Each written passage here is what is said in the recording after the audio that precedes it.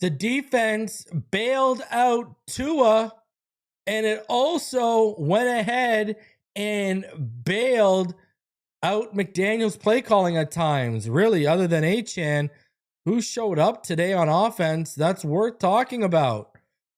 Man, we got a lot to talk about. It was ugly. And for the second game in a row, the Dolphins played down to competition that was clearly below them. We got a lot to talk about. Do me the favor, smash the like button. Subscribe if you are new. Let's get into this.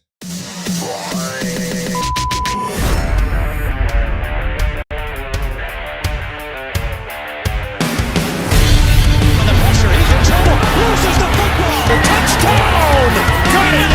You have got to be kidding me. Jalen Waddle has a Dolphin touchdown. And he will score! Field down the near side, man open, touchdown!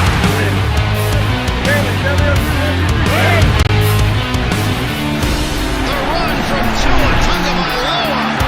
Touchdown! He's going deep. He's got it for a touchdown again.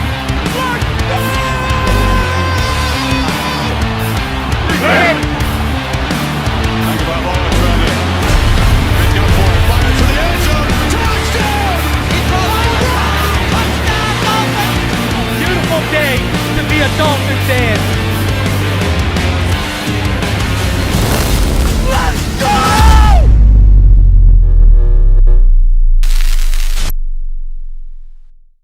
What is good, Fin Nation? What's good? It's your boy Reason, and we're back here for another one. And the Dolphins, they are now 5-7, staring down the barrel of another two wins, getting them back to 500. Man, but the real talk today too, though, is things did not break their way a ton in terms of results. The Jags beat the hell out of the Titans to go to 8-4, right? The Texans beat the Colts to go to 7-5. So now you're chasing the Texans as well. The things didn't break their way. They needed the Colts to win and the Titans to somehow win. I told you guys, the Jags have an easy schedule. The difficult schedule is the Chargers. And I don't like our chances. You know, I'm going to be quite honest with you. I don't like our chances catching the Chargers. So, because they have divisional tiebreaker against us and head-to-head tiebreaker against us. So, yeah, I wouldn't be holding out. But, hey, the Dolphins got it done. They handled their business. Again, it was not pretty. All right. There were a lot of issues today for the Miami Dolphins. Now, it started off really strong, right? Started off really strong on that drive. We dug ourselves out after two back-to-back 8-yard runs. We dug ourselves out of that sack, right?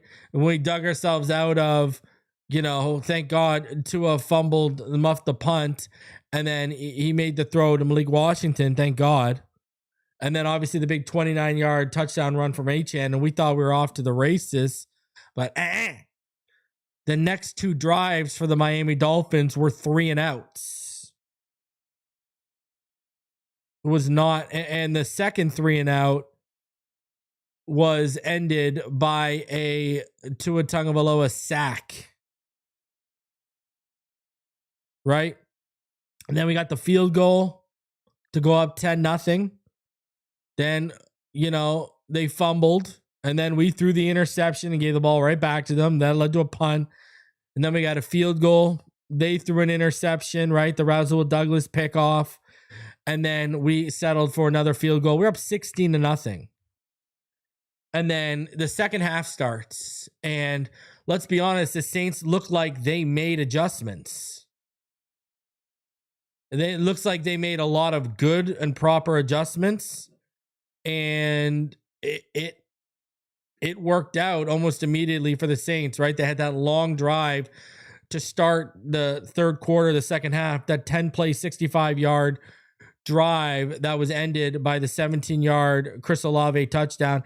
And then Tyler Shuck bootlegged it to the right side and converted the 2-point to make it a 1-score and a 2-point conversion game, 16-8, right?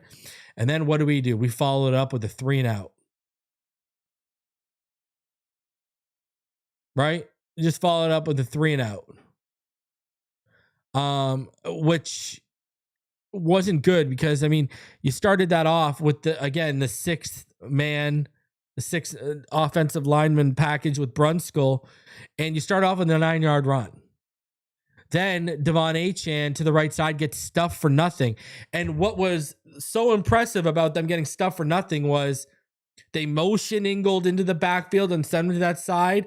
And then they motioned, it was either Dulcich or Hill. I believe it was Hill. Then they did 2 motions on that play. Then they motioned Julian Hill to the left side, to the right side, and they still couldn't get the yard.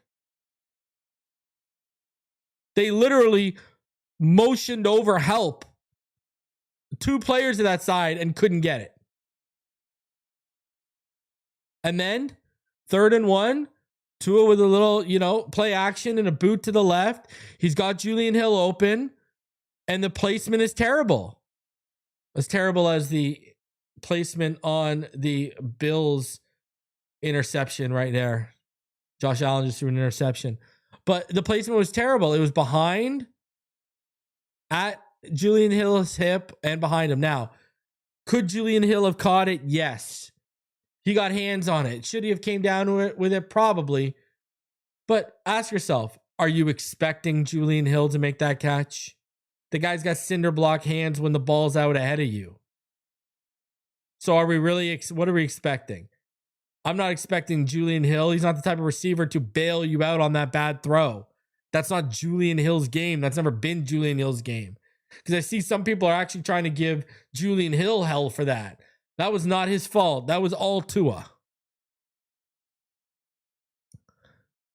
Thank God we then forced another punt, only for us to turn around and punt. Right? Find some balance early on in that drive. 2 back-to-back 3-yard runs. Then we had that nice throw to Dulcich, and then probably one of Tua's nicest throws of the day, that 14-yard ball over the middle of the field to Jalen Waddle. That was really nice. Right? And then run it once for 1 yard, and then 4-yard pass and a sack. And thank God the defense comes out and forces a 3-and-out. Thank God for Bradley Chubb's sack on 3rd and 2.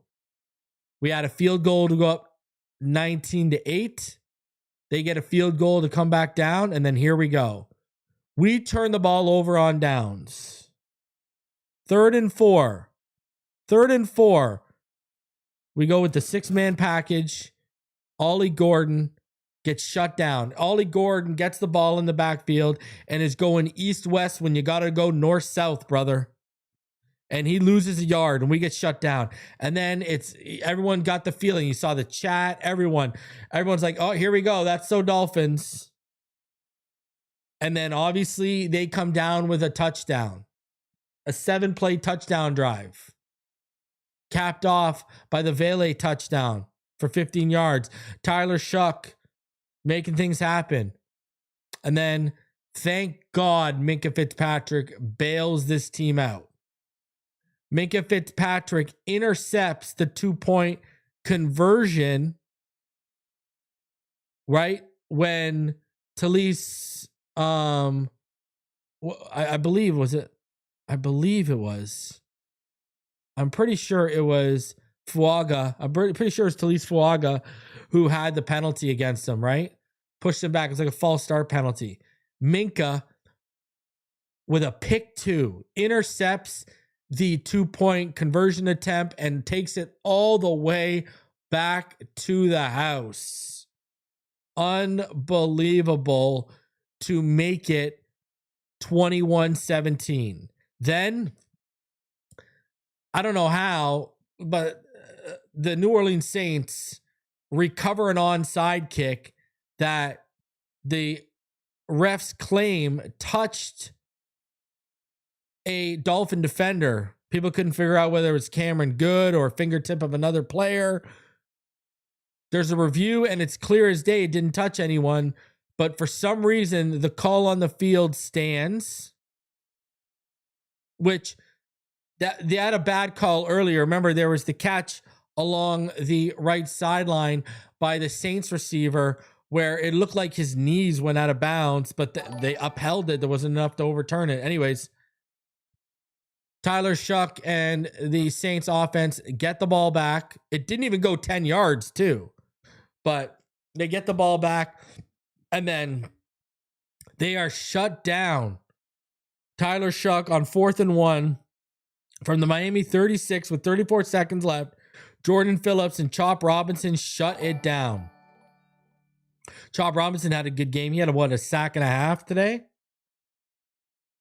So the defense bails out Tua and a stagnant offense. And I think there were factors into why that offense was stagnant. I think Tua was one of the reasons. I think McDaniel's play calling at times was some of the reasons too. I mean, how Darren Waller and Jalen Waddle weren't more involved is unbelievable. And that falls on Tua and the coaching staff. That's not just the coaching staff. Tua falls for that too.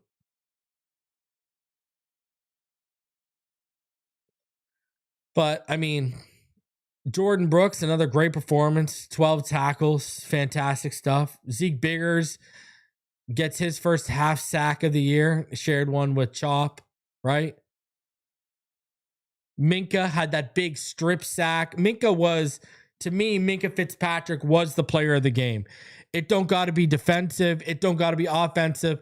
Just strictly the best player on the field for the Dolphins today was Minkah Fitzpatrick. Hands down. Well, if nothing else, at least McD runs the ball now. Pretty poor coming out of the bye. Cheers to 25 months. Tua's got to go. Man, what a difference 25 months can make, huh, Thomas Malloy? What a difference 25 months can make, right? Holy jeez. What an absolute difference. But man, it wasn't pretty. It was not pretty. It was ugly. It was 110% ugly. There ain't no doubt about it. That was ugly as hell.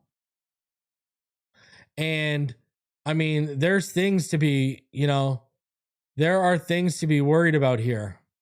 For sure, 110%. I wouldn't start drinking that Kool-Aid just yet. I'm going to be completely honest with you. I wouldn't start drinking that Kool-Aid just yet.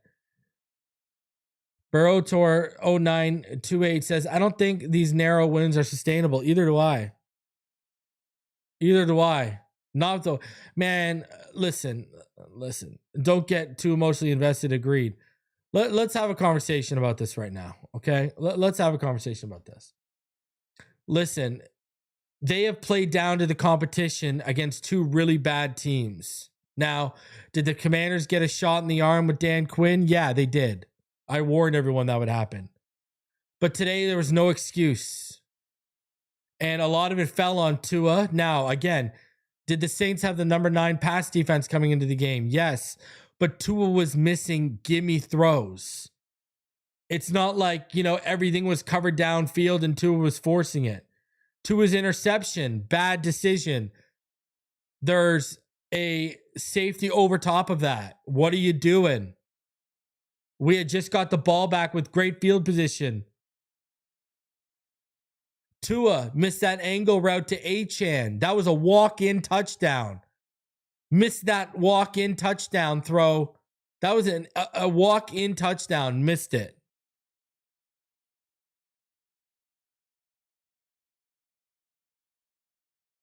You got to make that stuff.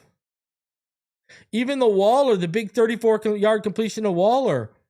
Let's be real here. At the end of the day, Waller had to slow down and come back to the ball.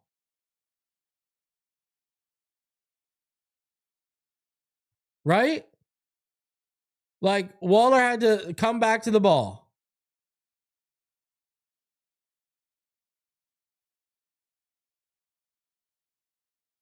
It was not pretty, man.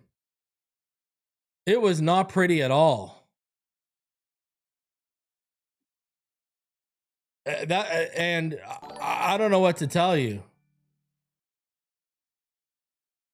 We got to be better than that, man. Against that kind of team.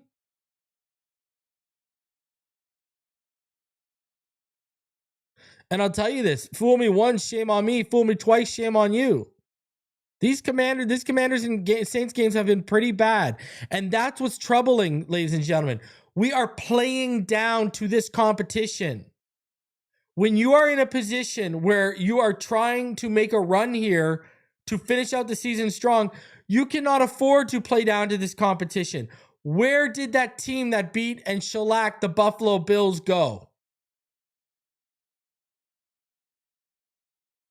Where did it go? That's what's worrisome to me.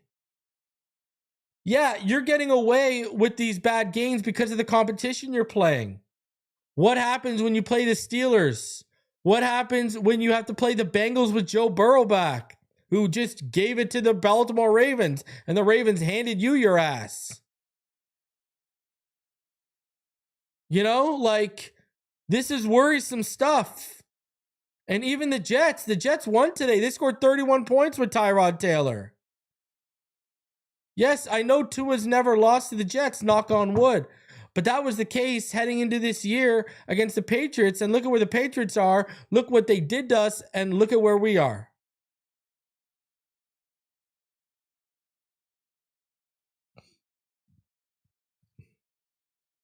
So this whole playing down to the competition and some of the worst teams in the league, you can't do this, man. You cannot do this and expect to be successful. Like, this is why I don't think they are going to finish this out.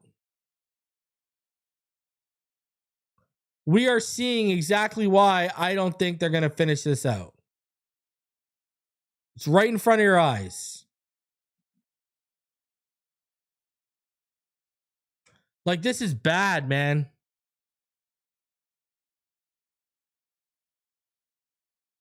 And that's why I'm saying don't get on that hopium train yet. You know, let this play out. Really, let this play out. Let this play out before you decide to jump on that.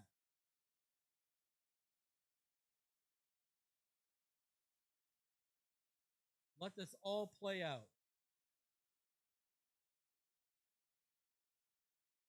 That's why I said I won't even dip my toe until we're back 7-7. All right, Tua.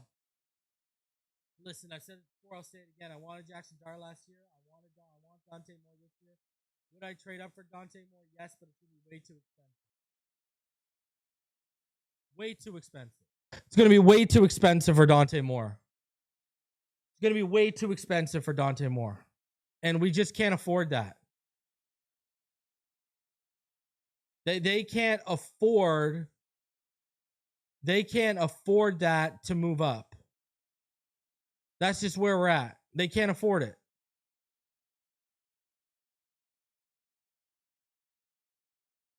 Like, they can't afford to move up for a quarterback. That's all there is to it right now. They keep winning. And because they keep winning, we are out of contention for a quarterback. I mean, we're the 12th overall pick right now? Mendoza, Simpson, and Moore are going to go in the top 10.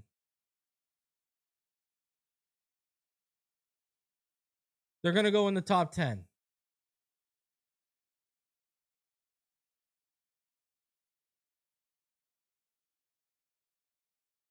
And I don't know what to tell you, man. I got a feeling that I don't know. I got a feeling this isn't going to go like you all think. I think a weapon makes sense. I think, I think an offensive lineman makes sense for sure. 110%.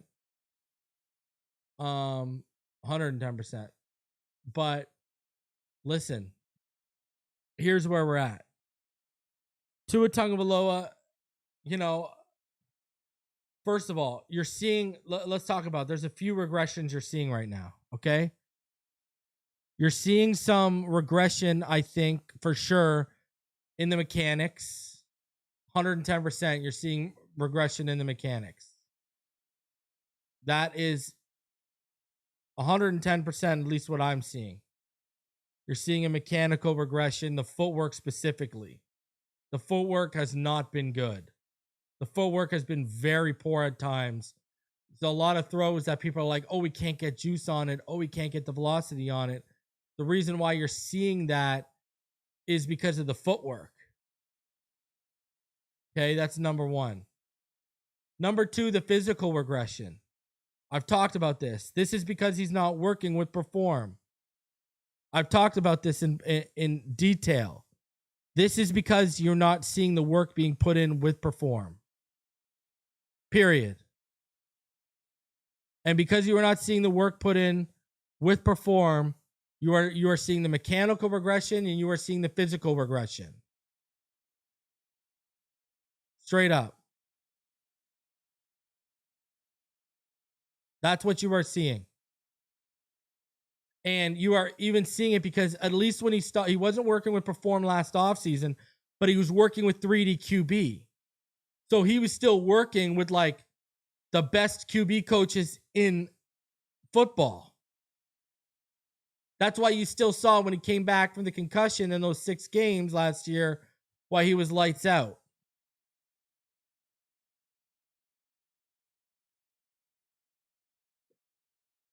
Like that's why you saw that. Why he still had a little bit of juice to his game last year. It was evident that it was because he was still putting some work in. Now that he's got paid and the Dolphins have stepped in and he's an insurance liability and they want to oversee all of his training, and plus him not being in contact with Perform anymore, this is where we are at.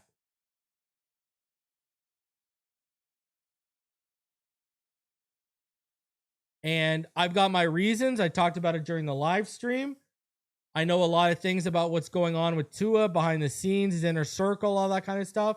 And I've got my reasons why I believe I'm concerned if they are going to get fixed.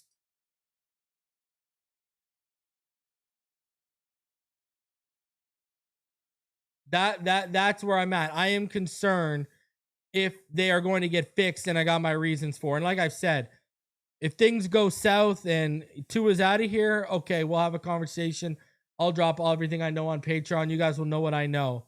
But I've heard things since training camp through this season from people plugged in. And like I said on the stream, I'll give you a taste of it. You ever wondered why there was no luau with Tua this year? I was planning on going to that. Did you ever think to yourself, hey, there was actually no luau with Tua this year? Yeah. Well, there's a lot of things going on behind the scenes, okay? So, yeah. I don't have faith that what needs to be fixed is going to be identified and properly worked on and fixed.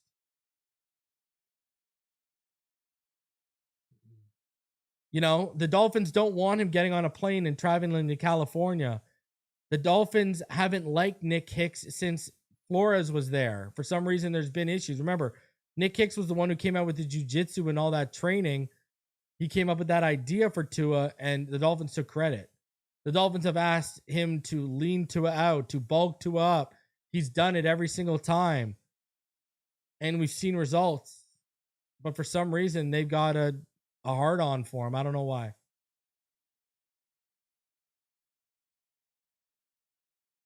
So, yeah, I don't know.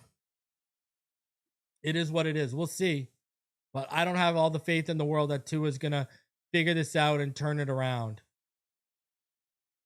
Because, we can trust Nick Hicks would, and his father would identify things and fix them, but things aren't the same anymore. Right? He doesn't have some of those people around anymore. So I don't know. I mean, listen, I've told you guys, because I don't think we can get up and get Dante Moore. Second, on day 2, day 3, there's guys, you can go for a Brendan Sorsby, maybe a Garrett Nussmeier, Jaden Maivia. I don't want Beck. I'm good on Beck. I don't like Drew Aller. Maybe a Darian Mensah, Taylon Green, Jalen Daniels, Sawyer Robinson. I mean, there's day 2 and day 3 guys to roll the dice. Now, I think 2027 and 2028 are going to be the years. I've said this, right? John says just counting the days until Julian Sand. Well, I've said this. I don't think Julian Sand is. I think what the Jets are playing for, what their play is, I think they're going to try and pair Julian Sand and Jeremiah Smith with Garrett Wilson. That's what I think is coming down the pipeline. Now, 2027 and 2028, those draft classes are going to be good. Like, you look at 2027, all right? Julian Sand's coming out. Arch, over the last 5 weeks, has looked like the prospect he was being hyped to be. He's been fantastic. He has been fantastic, has Arch Manning been. Okay? He's been really good. CJ Bailey can come out, right? He's going to come out in that draft. Lenore Sellers is going to enter the transfer portal. He's going to have another year of development. He'll be coming out of that draft. Seth Levitt from Arizona State will be coming out of next year's draft. I mean, there's just a lot of good quarterbacks coming out in that 2027 class, right? Like, I mean, Dylan Raiola is going to be in that class. Gunnar Stockton. I think DJ Legway, but he needs more time. Marcel Reed from Texas A&M. He's been playing really well for Texas A&M. He'll be eligible. And then 2028 the guys that are eligible for 2028. Malik Washington, Bryce Underwood, Jeroen Koi Segopatele, right? Bear Backmeyer, Mason Heinstall. Then there's a lot of guys in 2028 that are going to be available. That's interesting. 2028's got a potential really, really good class too. So there's a lot of talent coming out over the next 2 years. There's a ton of talent coming out of the next 2 years at the quarterback class. Because this class is going to feel like, if you don't get one of those top 3 guys, it's going to be a big, CJ Carr, the Notre Dame quarterback, is also going to be coming out in 2028 too, right? But it just feels like it's going to be a big drop off if you don't get one of the top 3 guys. And I don't think they're going to get Mendoza or Moore or Ty Simpson. So, yeah, we'll see. But there's a lot of talent coming out over the next 2 years at quarterback. So not all is lost. Continue to build out the trenches. Continue to build out this team. We got to shout out the defense, though. That defense has really found its footing under Anthony Weaver, right? Anthony Weaver, it's been really, really good under Anthony Weaver the last 4 or 5 weeks. That defense is really starting to come on.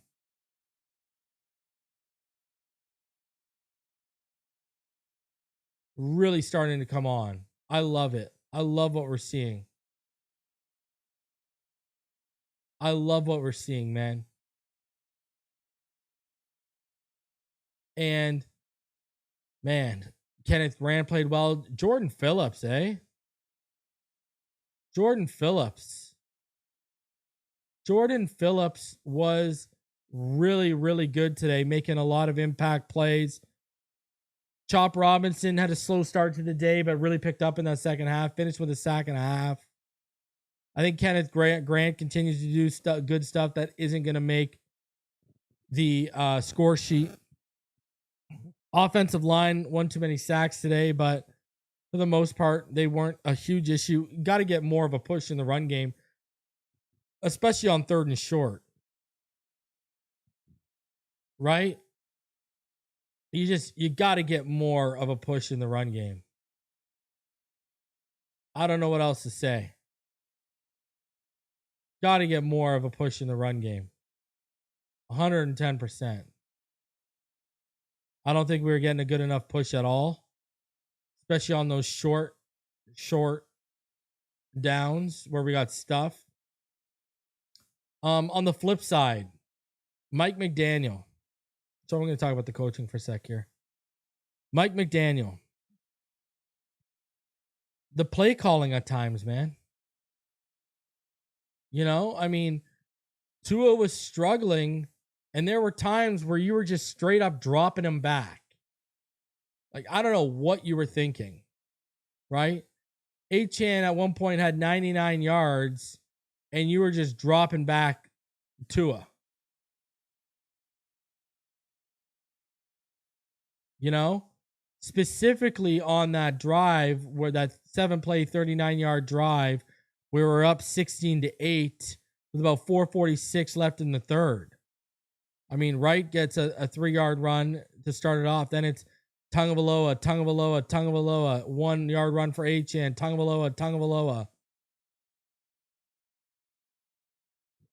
Obviously, it ended with that sack by Brian Breesy on Tagovailoa. But there were just times where Tua's game clearly wasn't happening. I mean, and you're just throwing the ball.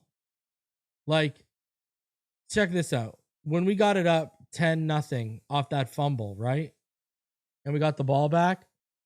I mean, you get the ball with 12:31 left in the second. I mean, you get the ball 1st and 10 for the New Orleans 37, and we take a shot to the end zone. What are we doing? Because Tua, he hadn't been great up until that point. Right? I mean, go look at the field goal drive right before that interception drive. Right? He had to throw to Waller for 34 yards, but Waller had to hold up and make the catch. Right? And he had that catch where that throw and catch where Cedric Wilson caught it behind the line of scrimmage and then made a man miss and then ran it up the sideline. So he did all the work. But then look at it. It was Ollie Gordon, 9 yards, Achane, 6 yards, Achane, 3 yards, and then incomplete to Washington, incomplete. 2nd and 7, and now you run 2 straight pass plays. And when the run game in 3 straight plays had got you 18 yards, why wouldn't you run it on 2nd and 7? There's just certain issues where it's like, what are you doing, Mike? What are you doing? Why are you even putting the ball into his hands in certain situations when it's clear he's not having a good day? When it's clear he's the most rusty coming out. And let's talk about another thing. And this is why it didn't make sense to do that. Look at the drive before the half ended. Right? Where we settled for the field goal. That 6-yard pass to Malik Washington, right? Gets us to the New Orleans 29. Tua basically let the clock run down and spiked the ball. And we all assume that call came in from the sideline, right? Because the headset got activated, obviously, right? And what does that tell you? You don't trust the quarterback there, but you trust him in the second half when the run game gets you deep on the other end to just start dropping him back and passing with him. When he's missing gimme throws, the angle throw to Achane that should have been a walk-in touchdown. The throw to Julian Hill that should have been a first down conversion. Guys missing gimme throws all day, but you're going to put your offense and your team in a position where it's clear Achane's doing the work, but you're going to put the ball into his hands. I just don't get that. Now, that said, late in the game, you did put it in the run game's hands, and Ollie Gordon whiffed by dancing in the backfield for sure. But the other problem is the sacks. Here's the problem where not only is Tua having a bad day passing the football, but Tua looks like a deer in headlights. Tua looks like he's afraid to take a hit. And we talked about his athletic regression.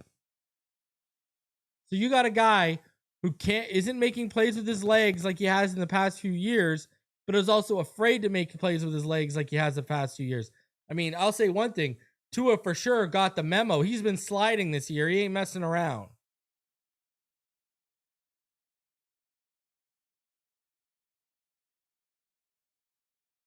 So I just question Mike sometimes, man. Now, I'm going to give him a pass, though, because I'll be honest with you. Today, the quarterback held Mike back. The quarterback held the offense back. We should have scored at least today, at least 31 points. We should have had at least another 10 points.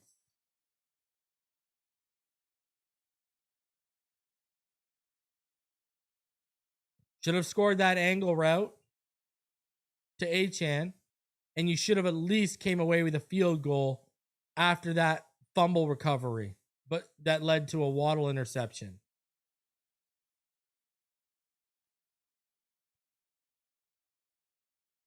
So we should have put up 30 plus points. And against the Saints, you need to.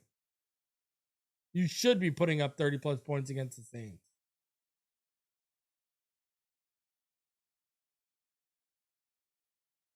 And another thing, too, is never mind how he's playing. Look at the rain coming down. Don't put the ball into his hands in the rain. Please. For the love of everything holy. Don't do something like that. Because now you're just asking for problems.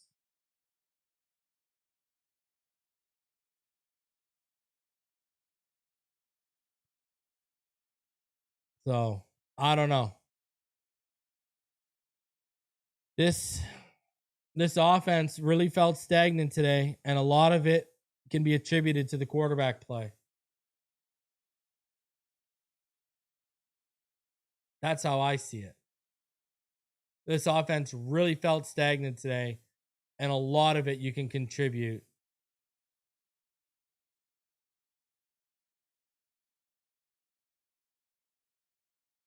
And you know where you're contributing it to, the quarterback. Like,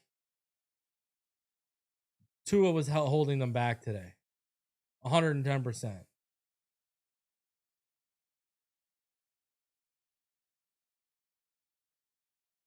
I don't know.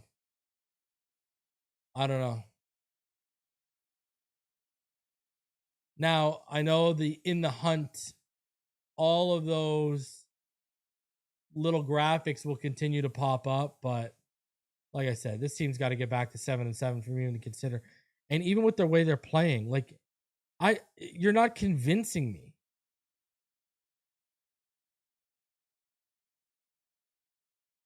Right? Like, you've had a chance since the Bills game to stack up convincing wins, and you have not.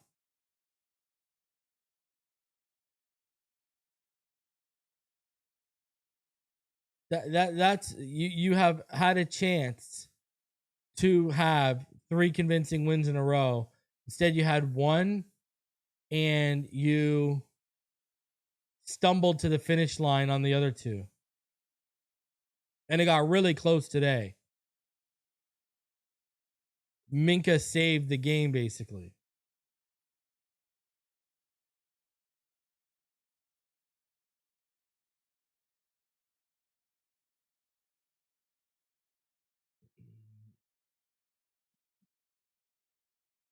So I don't know. Hey man, an ugly win. A win is a win. I get that. You ain't gonna hear me say you're wrong. A win is a win. But the problem is we are in such a critical point where, because you shot yourself in the foot so bad to start the season, you got to be on point. You can't afford this stuff. And Jack Jones, you're right, Scorpion King. Jack Jones saved the last game. And now a DB saved this game. I just want to be convinced a little bit more. And I'm not being convinced. Now, the defense, I will say this. Another frustrating thing is we can't get all three phases to play at the same time. Like, we were saying a couple games ago, man, if we had this defense at the beginning of the season, this team would be vying for first place in the AFC East. But now it's turning around where, man, you got to start doing the defense some favors, offense. And I don't think Tyreek would make that much of a difference. I think Tua's been way too inconsistent and downright awful at times. You can't tell me any different. Today he was bailed out by the defense. For sure.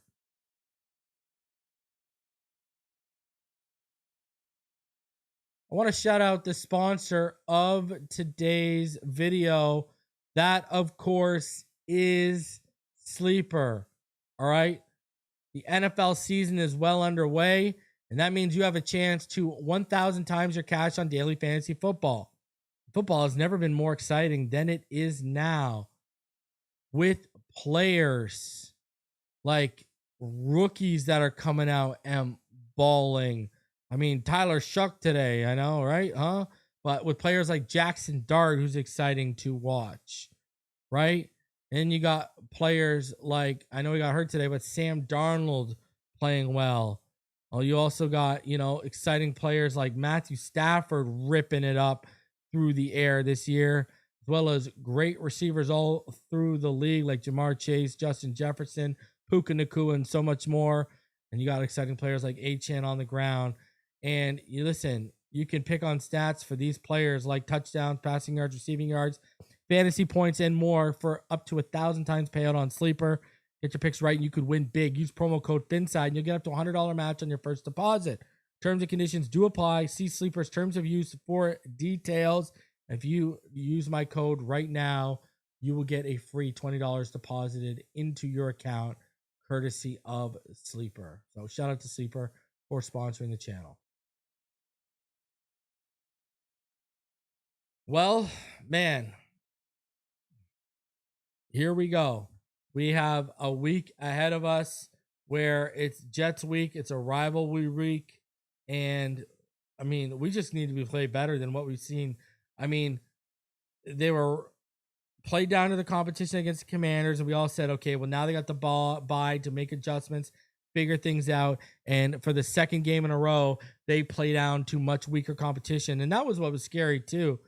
I mean, think about this. You blew a 17-point lead to the Panthers. You're up 16-0 to against the Saints today, and you needed a Minkah Fitzpatrick interception return for 2 points on a 2-point conversion by the Saints attempt to save the game and to save your ass. That is not good. That is not good at all. So, I don't know. We'll see. All right, guys, smash that like button. I'm going to get out of here. I appreciate each and every one of you for coming through. As always, you know what time it is. Fins up all day, every day. We'll see y'all on the next one. It was ugly, but a win is a win. Tua needs to figure it out. McDaniel and the offense need to figure it out. But that defense is really coming on.